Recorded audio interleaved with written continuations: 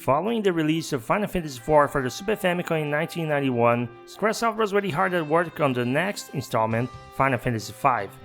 This game would be directed by Hironobu Sakaguchi, designed by Hiroyuki Ito, and writing done by both Sakaguchi himself and Yoshinori Kitase. You might know Kitase now as the lead producer of the entire Final Fantasy brand. 5 was his debut with the series. As for Hiroyuki Ito, he was there from the beginning as a debugger, moving to sound effects in Final Fantasy III, then left his mark in history by creating the ATB system in Final Fantasy IV. His influence in Final Fantasy and beyond Final Fantasy can't be understated, as you will see when we talk more about the gameplay of 5.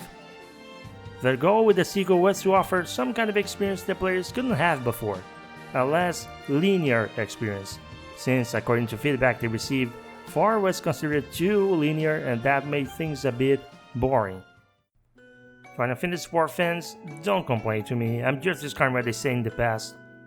They had ideas during the development of 4 that ended up being used in 5 instead. This isn't uncommon with game development, especially when it comes to sequelization. In fact, 2 job ideas that didn't make it to 5, a ninja with a dog and a gambler who attacked throwing dice, would be used in Final Fantasy VI instead. You can thank Tetsuya Nomura for those ideas. For some reason, 5 has this reputation for being an outlier in the more serious and narrative-focused direction of the game, starting with 4. I'm here to tell you that reputation is very undeserved. Since I like to start with the narrative, let's begin addressing those misconceptions. Keep in mind that as the title and thumbnail suggest, this is a review for the Pixel Remaster of 5. Not the Super Famicom version, not the Game Boy Advance version, and definitely not the PlayStation version.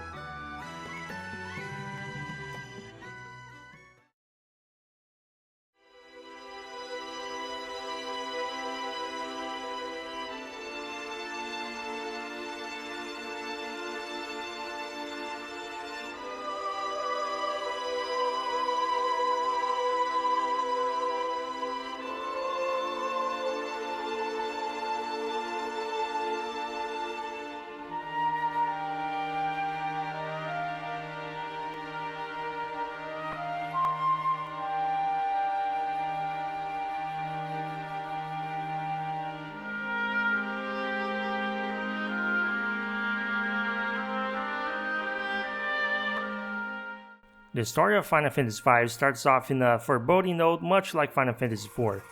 People are living relatively peaceful lives when one day the wind just stops. If you think too hard about this, there are a lot of serious implications, so just don't. The King of Tycoon sets off to investigate the cause, suspecting it has something to do with the Wind Crystal, one of the 4 elemental crystals in the world. Sometime after, a meteor falls from the sky, landing on the road out of Tycoon, and this leads into Lena meeting Bartz, a guy who wanders the road with his chocobo, and Galuf Baldesion, an amnesic old man who barely remembers having to go where the Wind Crystal is as well. Soon after, they join forces with a pirate captain, Faris, and their destination at the Wind Crystal Shrine is, of course, just the beginning of their journey. They arrive too late as the Wind Crystal ends up breaking to pieces, but inheriting the power within them, the 4 take the decision to stop the remaining crystals from suffering the same fate.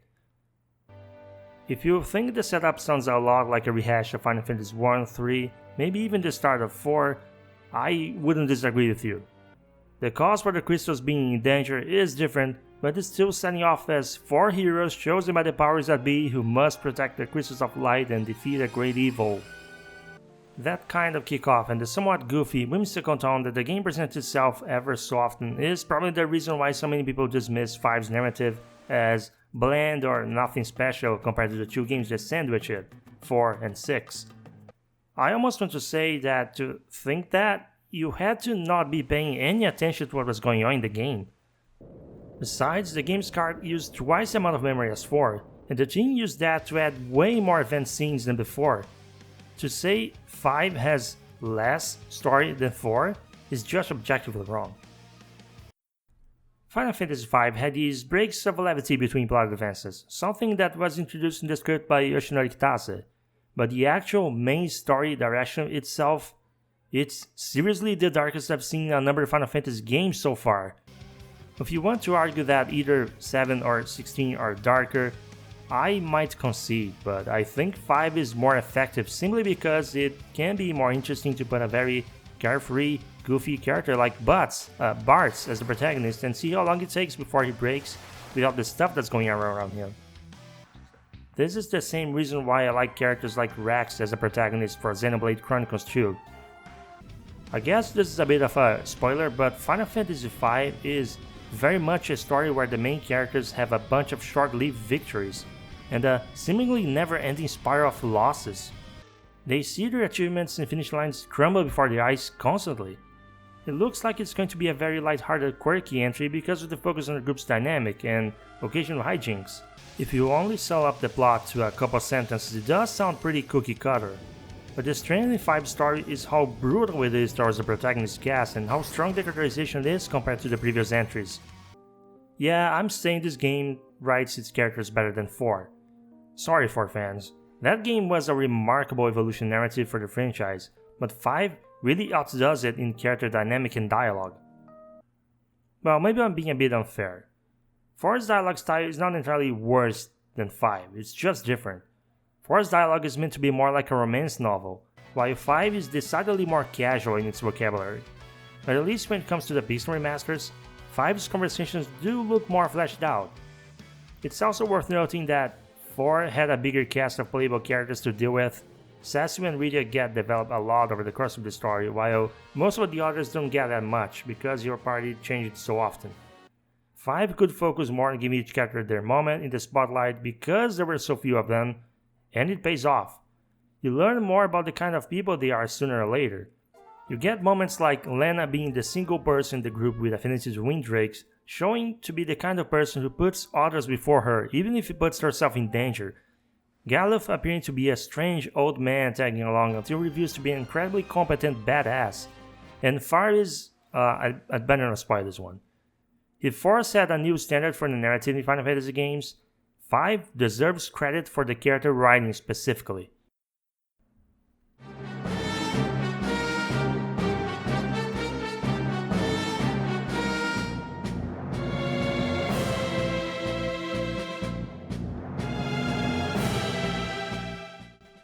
Criticism I hear often from people, usually players who didn't grow up playing JRPGs, is that the Final Fantasy games have this presentation that masks the importance of its story scripts, making their plot and writing seem more than they really are, when in reality they're often heading to very predictable and sometimes tropey directions. That's not incorrect, and that's also not a bad thing.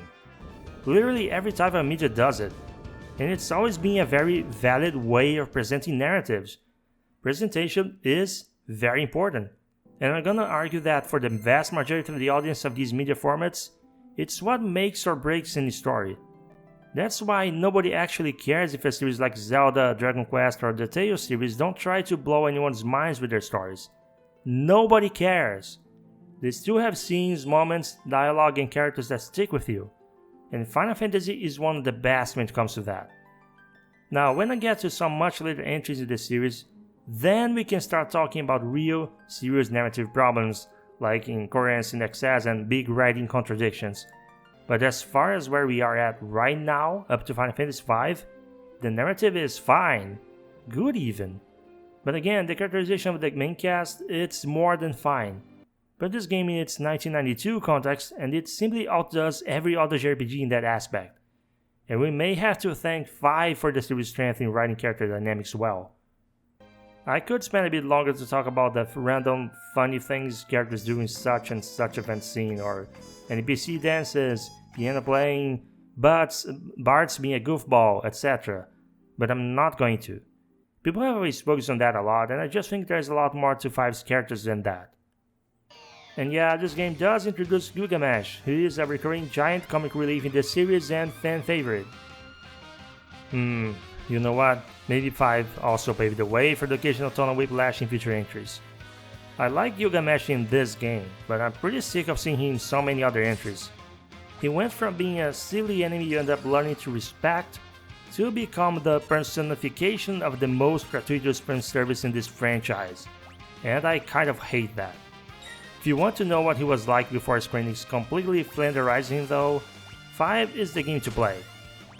Anyway, don't let what the community usually says about 5 story dissuade you. If you ever feel like playing 5, pay attention. It's no Yoko Taro writing, but it's a lot more mature than it seems, and whimsy aside, it wasn't penned with kids' gloves on.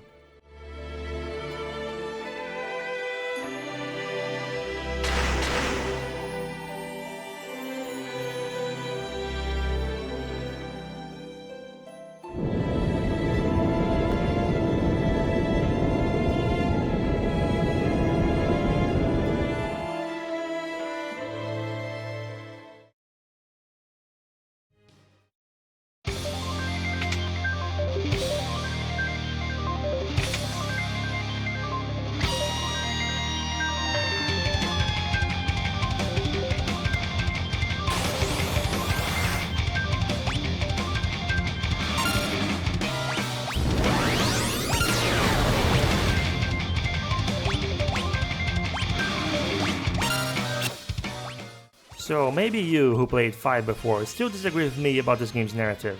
Fine. But I'm sure we can all agree most people who love the game love it because of its combat and job system. The ATB combat system introduced in Final Fantasy IV is back. How the battle system works isn't any different to 4, and I'm not going to explain it again, so just watch my Final Fantasy IV Pixel Remaster review if you haven't, or at least the gameplay section of it. In my experience, the only notable change in combat is the encounter design. I still hear people say that Pixel Remaster 4 is too easy, so I want to emphasize this was my experience, and that I'm playing ATB games on active mode. 4's battles were significantly more challenging to me. Even running encounters could wipe my party if I wasn't very careful with my decisions. In 5, I could get away very often with just spamming the same commands. Counter mechanics felt rare, while in 4 they were very common. The challenge in 5 really only came from the boss fights, who hit like trucks. However, I kind of knew what I was doing with my party composition, which is extremely flexible in 5, which leads to the overall difficulty changing a lot based on what kind of player you are, all thanks to the job system. The job system is what keeps making people go back to this game. It's why annual community activities like the Four Job Fiesta charity event are a thing. By the way, as of the making and upload of this review, that event is still going. If you want to learn more, I highly recommend checking out the link in the description of the video. It's a fun challenge to take if you didn't play 5 too recently, even if you don't think you can contribute with the charity itself. Though the money is 100% always going to a good cause, this year being the Palestinian Children's Relief Fund. No 10-year delays involved, the money goes to where it's supposed to go. Now, the job system itself isn't completely new. We've seen this in Final Fantasy III. Each of the 4 characters can equip a job. Each job can only equip certain kinds of weapons and armor. The characters, their attributes, and battle commands depend on what job they're set to. However, Final Fantasy V takes this system to the next level and beyond. Job levels and character levels are completely separate things, so that every time you gain a job level, you unlock a command or a passive ability. And when you unlock those commands and abilities, you can select them when playing as any other job. You can be a black mage who can attack like a monk in addition to casting black magic, or a dragoon that can dance, or a ninja that can summon. And if you think those examples are silly, who cares? According to the makers of the game, it was designed to be beatable with any party composition. This is the biggest draw of the job system in 5. It's all about making a sandbox of the job system, experimenting all kinds of wacky or overpowered job combinations, or finding what composition matches your personality. This freedom isn't perfect, because some compositions are just going to make some fights harder or easier. A problem that already existed in Final Fantasy III. The big difference here is you don't need to level any job you feel would be perfect to take care of an upcoming fight. After all, your character levels don't change with the job. Arguably, the most overpowered job in the game is actually the Freelancer. That's the job every character starts as. In the beginning, it's not very good, without the ability to do anything special on its own, and missing all the strengths of specialized jobs.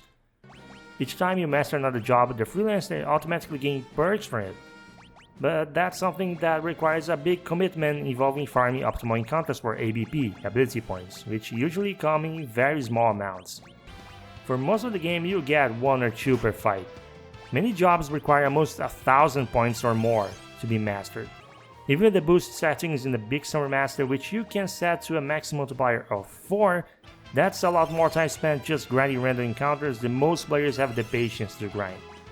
And that's not really a flaw in the system.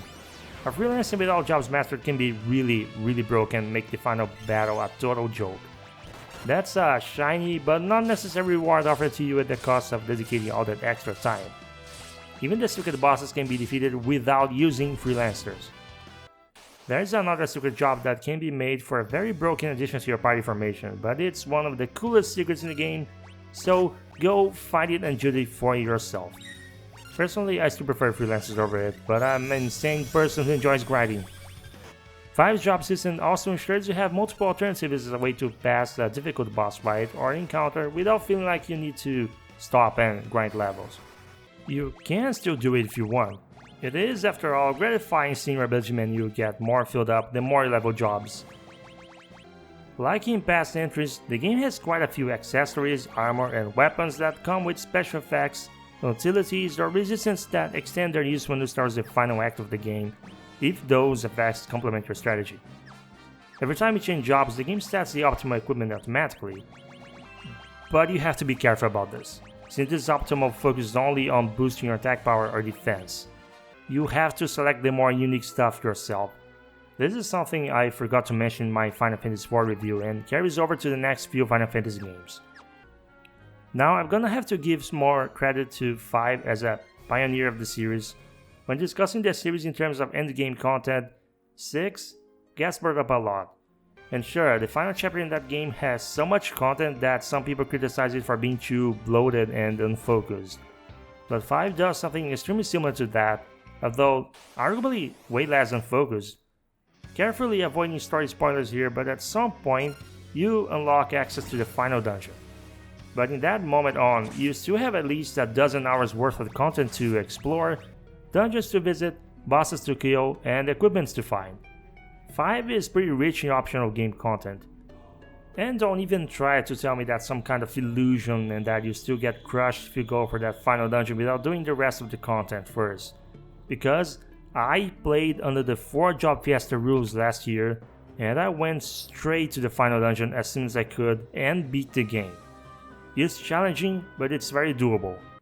There isn't much else to say about the gameplay. The rest of it is exactly how the series has always been up to this point.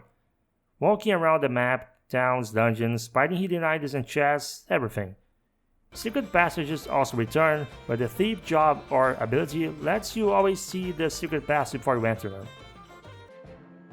Some of you may have heard the Americans ended up getting Final Fantasy Mystic Quest instead of this game because Squaresoft thought Final Fantasy V wouldn't do well outside of Japan.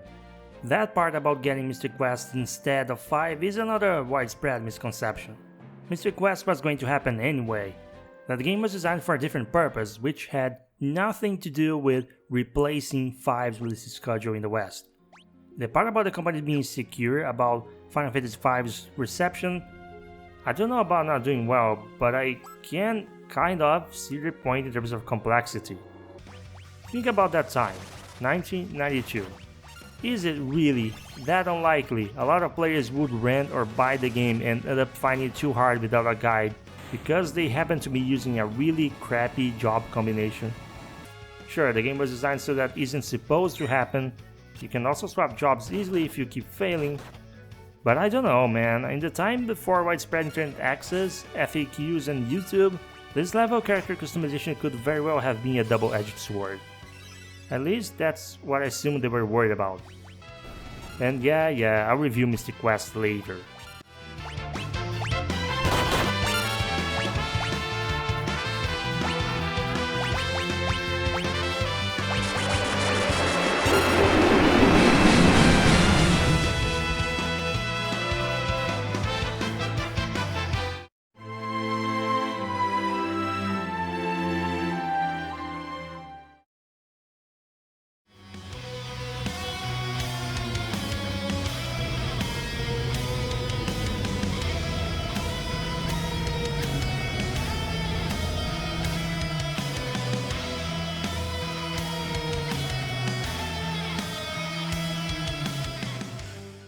While character sprites didn't evolve all that much from 4 to 5, the game maps become a lot more vibrant, a lot more colorful, and with more sense of depth and detail to objects and scenery.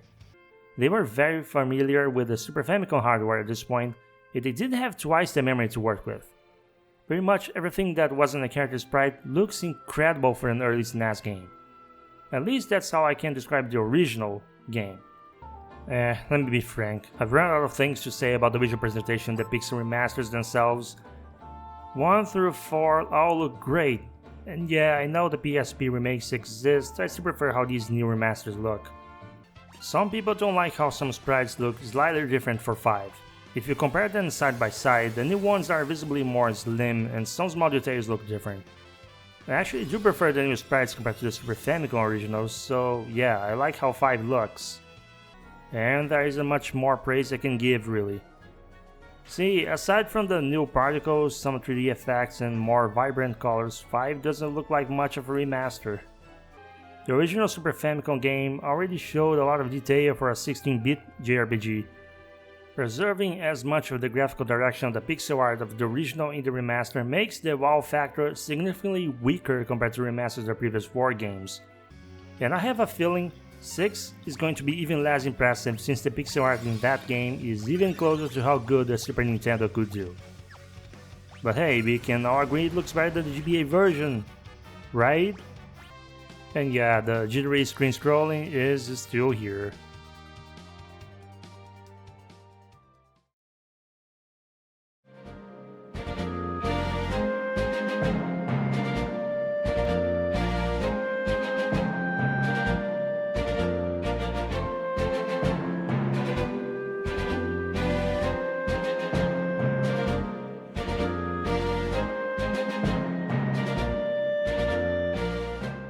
I don't have any degree in music, so I can't put my finger on it and give you a name for the kind of music direction 5 goes with. 1 through 4 felt like they had a similar style for the music, but 4 had these moments you can hear Uematsu breaking free from the consistency to hint his progressive rock influence, and 5's soundtrack has less concern for uniformity in the style of tracks. It's pretty varied, with more of that rock music coming up in times of action, more drums, organs, and synths. With my limited vocabulary for music, I can describe the battle themes in particular as band-like, but they also come with intros and bridges that sound like a 16-bit orchestra playing with the band on stage. It's definitely more experimental compared to the first 4 games. A transitional period before the series starts going really hard with a variety of styles and prog rock fight songs. Bless Nobuo Uematsu's heart, and of course, all the many composers involved. Every one of the games in this collection has very much pleased me with their musical arrangement, but 2 have really stood out to me so far. 3 was one of them, and it's not even close. That game is some of the best compositions in the series. It was just a matter of breaking past its Famicom sound chip limitations. The modern technology turned its OST into a freaking masterpiece. The other highlight in the collection has to be 5. The original Super Famicom soundtrack is fantastic and aged just fine. I even played through my 4 Job Fiesta run using the original music and man does it still hold up.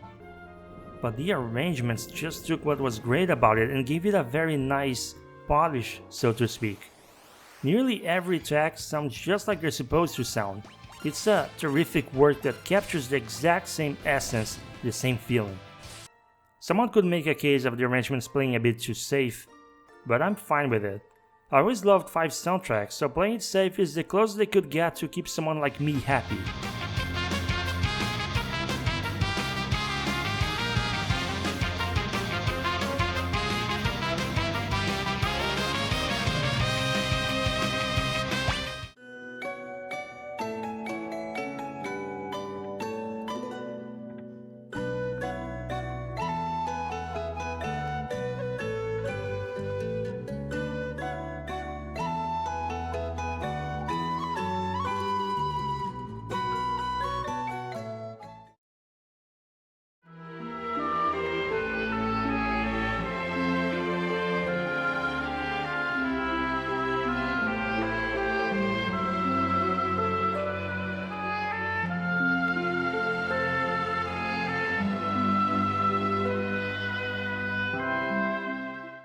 I can recommend Final Fantasy V Pixel Remaster if you are a Final Fantasy fan and can handle the old school graphics and animation, or if you want to experience what might be the best iteration of a job system in the history of Square Enix.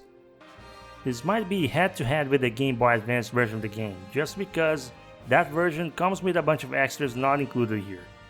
But if you prefer the best looking version with the best quality of life improvements while still being closer to the authentic experience, the Pixel Remaster is the definitive one. Not to mention also extremely accessible. You can play it on your phone and tablet, PC, PlayStation 4 and 5, or Nintendo Switch. Again, don't sleep in this game based on what the community says about this narrative. It really isn't much worse than 4, and it fits the new era of narrative-centric Final Fantasy games that started with the 90s.